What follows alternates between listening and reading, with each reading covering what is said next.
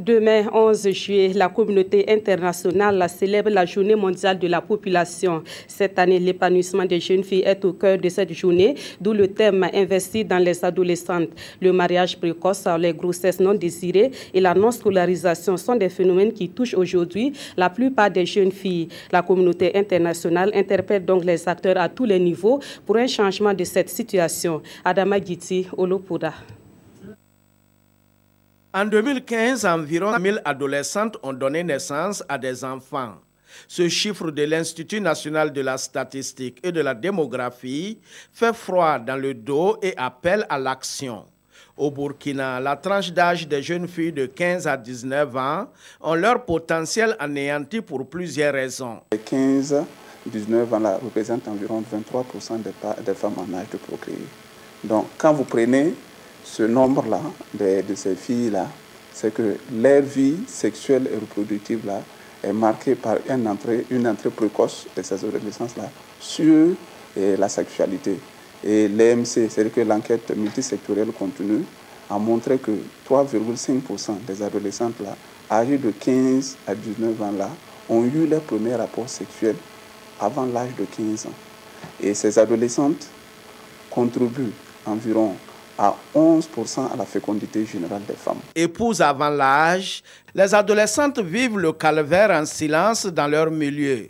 Dans un foyer qu'elles n'ont pas souvent désiré, elles abandonnent souvent leur parcours scolaire pourtant prometteur pour un bonheur illusoire au nom des pratiques d'un autre siècle. Prends rien que la région du Sahel. Les enfants, filles sont mariées à partir de 8 ans, 9 ans, parce qu'un code coutumier est là et facilite en fait la prise de décision au niveau de la famille. Les raisons évoquées en fait par les familles, c'est les perspectives d'avenir de la jeune fille ne sont pas très visibles. Dans la société, on voit la fille juste à la maison, au foyer.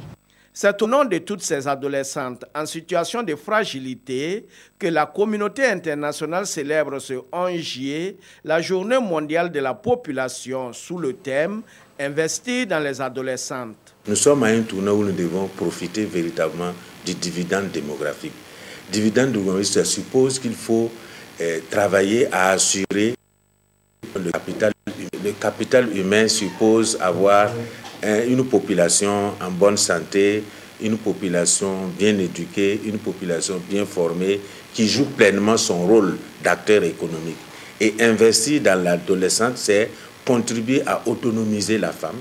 Investir dans les adolescentes, le thème appelle à plus d'attention à l'égard des jeunes filles. Et au-delà des discours, il faut agir et donner un sens à l'action pour leur épanouissement. Il faut beaucoup créer des centres de formation pour informer les jeunes filles qui y ont les règles de la reproduction afin de ne pas tomber enceinte très très vite. Et essayer également de mobiliser les parents qui y ont le fait que les jeunes filles doivent également avoir une éducation en tant que telle comme les garçons.